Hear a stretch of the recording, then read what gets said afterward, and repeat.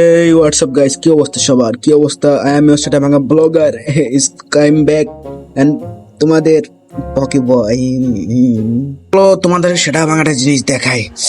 এই চলো, this is a pink girl on your room.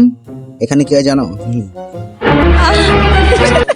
এই জানো এই সেটা ভাঙা রুমটা কার? এই যে আমাদের ভার্জিন মামার ইয়া যার যৌবনটা পুরাই